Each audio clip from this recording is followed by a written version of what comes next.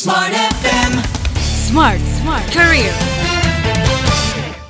Halo, apa kabar Sobat Terus di seluruh pelosok Nusantara? Kembali berjumpa bersama saya Daryl Adam dalam podcast Smart Career. Nah, mungkin di tengah badai PHK yang lagi melanda di beberapa negara termasuk Indonesia, pilihan opsi yang satu ini kalau misalnya skill Anda mumpuni, kemudian juga knowledge Anda mumpuni, dan segala hal yang berhubungan dengan kapabilitas diri Anda mumpuni, Anda layak menuju ke negara Asia yang satu ini, yaitu Jepang. Nah, kenapa sih mesti Jepang? Kita bahas yuk sama expertise di bidangnya yang beliau punya pengalaman sangat luar biasa bekerja di Jepang. Bahkan hari ini kita akan ajak Anda untuk hashtag kerja dulu ke Jepang. Hadir bersama saya ada Mas Zenzia Zianika Ihza. Halo Mas. Selamat siang Mas. Masih muda selaku Presiden Direktur Integrated Consulting. Ya. Ini gimana ceritanya sih? Aduh, mau diobrolin dulu. Boleh, kita jabarin singkat dulu ya sebelum kita ke bridging awal tadi. Boleh. Jadi PT ini sebenarnya awalnya pertama kali didirikan oleh ayah saya memang awalnya. Oke. Cuman ayah saya ini kebetulan menjadi abdi negara di tengah jalan. Oh. Jadi otomatis perusahaan ini jadi hibernasi, Mas. Nah, cuman di situ yang lucunya adalah di situ masih ada pekerjaan yang tersisa. Jadi saya disuruh lanjutin itu ketika 2014. Nah, memang ayah saya pergi ke Jepang. Jadi beliau ini 2 kali ke Jepang ayah saya ini. Iya. Jadi ketika beliau tuh dulunya kuliah di Jepang, saya itu dulu nebeng. Jadi SD-nya saya itu di sana. Oke, dari situlah perjalanannya dan ayah saya bikin perusahaan dan 2014 beliau berangkat lagi ke Jepang. Disitulah sebenarnya saya disuruh untuk lanjutin perusahaannya. Cuman yang menariknya, kalau banyak kliennya sih enak Mas, tapi itu perusahaan, cuman kertas doang saya dikasihnya. Oh iya. Oke, terus. Dari situlah perjalanannya dimulai itu sebenarnya perusahaan itulah. Jadi dari 2014 itu saya umur ketika saat itu 27 tahun. Oke. Saya dikasih perusahaan dengan kertas doang modalnya deh. Jadi saya mencari tahu ini gimana caranya kita bekerja dan mendapatkan profit. Dari situ sama perjalanan awalnya. Yang kebetulan gara-gara saya kecilnya di Jepang, bisa bahasa Jepang. Jadi saya ada skillnya, yaitu JLPT N1 dan penerjemah tersumpah juga. Oke. Nah, dari situlah perjalanan saya melihat potensi komunitas Jepang yang ada di Indonesia banyak yang kesulitan. Jadi gimana kalau kita bantu aja ini perusahaan Jepang? Karena mereka kebingungan juga di Indonesia ini gimana caranya mau bikin usaha gitu. Jadi perjalanan dari situ sebenarnya. Oke.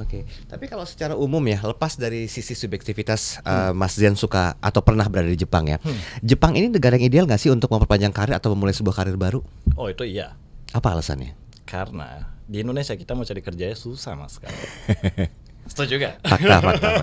Iya betul. Sedangkan di sana lapangan kerja itu ada, tapi tenaga kerjanya kurang. Oh, justru berbanding terbalik. Yes. Dengan Indonesia. Betul. Jadi singkatnya, kalau mau nyari pekerjaan ya lebih mudah kalau di sana. Cuman ya untuk bekerja di sana ada syarat-syaratnya lagi. Ya. Nah itu ya yang agak-agak memang sulit dipenuhi dan kita butuh belajar ya istilahnya. Ya, sebentar. Membuat satu karir yang udah ada, itu kan kayaknya gampang ya kalau di Jepang ya. Betul. Tapi kalau untuk memperpanjang karir dan menambah penghasilan, relate nggak dengan keadaan Jepang? Masih relate, Mas. Culture-nya seperti apa sih di sana?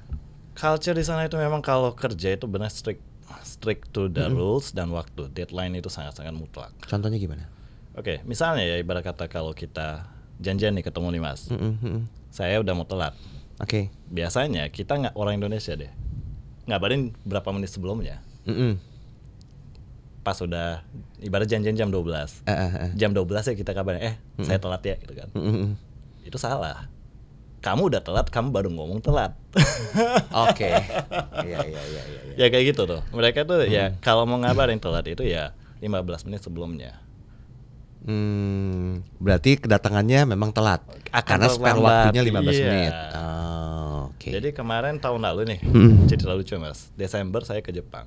Saya meeting ada janji ketemu dengan orang Jepang. Terus dia ngabarin saya 5 menit sebelumnya.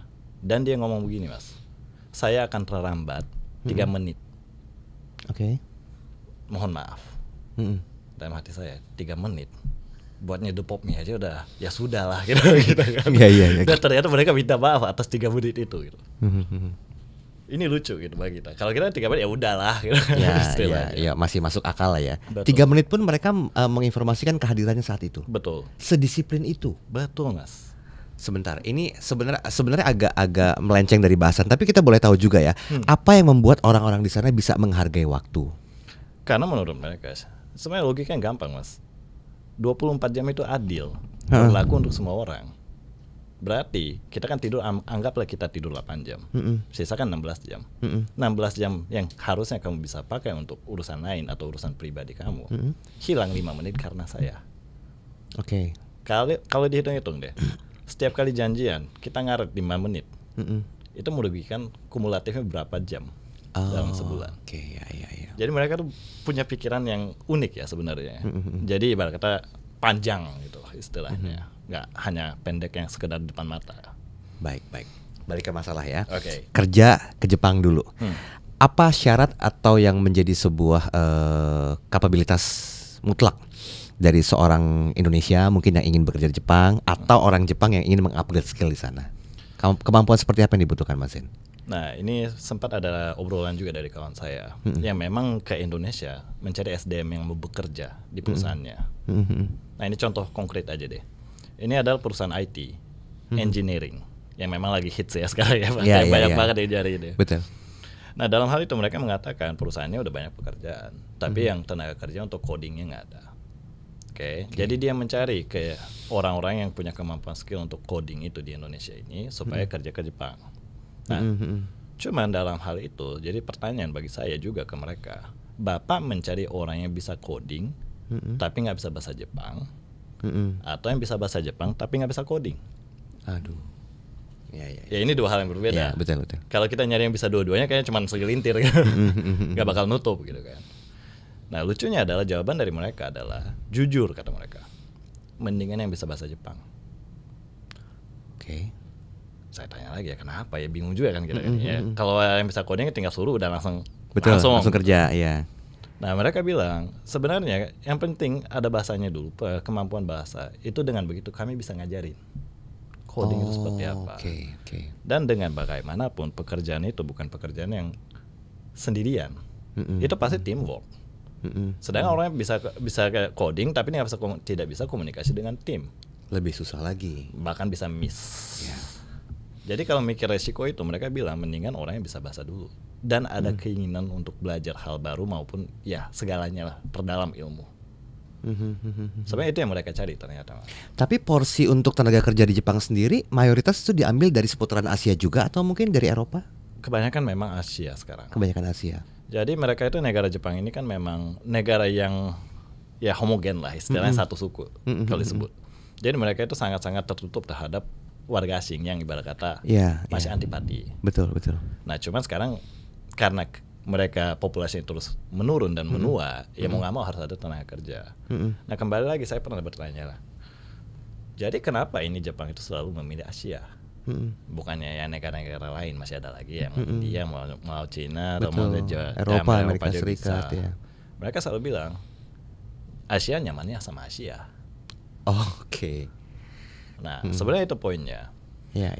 Dan lucunya adalah memang Indonesia sama Jepang itu memiliki ikatan sejarah di masa lalu. Ya, ketika kemerdekaan kita lah sejarahnya. Jadi bagi orang warga negara Indonesia pun sebenarnya Jepang itu udah nggak asing. Jadi mereka beranggapan Indonesia adalah negara yang udah mengenal Jepang dan sahabat Jepang. Ketimbang mereka ke Vietnam, Kamboja. Ya udah ada ikatan emosional di situ. Ya. Baik. Saya ngomongnya agak pelan-pelan ya. Boleh. Gaji dan penghasilannya gimana di sana? Saya juga harus pelan-pelan kan? Ya. Gimana Mas Zain? Gaji dan penghasilan serta bayaran itu hitung-hitungannya gimana? Sama nggak dengan sistem payroll di Indonesia? Mereka itu kalau yang menarik ya Mas ya, sistem pemikiran mereka itu bukan per bulan gaji. Oh, oke. Hourly, per jam. Wow.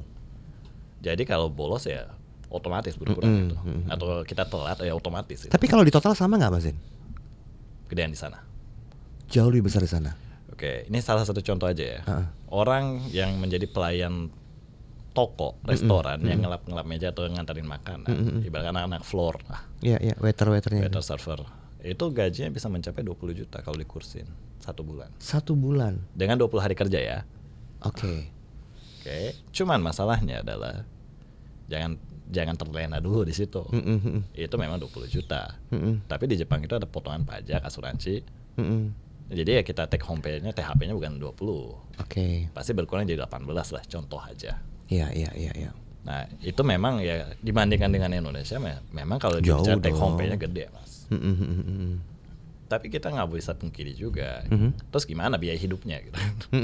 Iya. Nah, ini contoh yang mudah dibayangin kali ya. Ini kos-kosan yang di universitas yang kuliah sepetak gitu di Jepang, itu kalau di Tokyo 1 bulan 8 juta, Mas.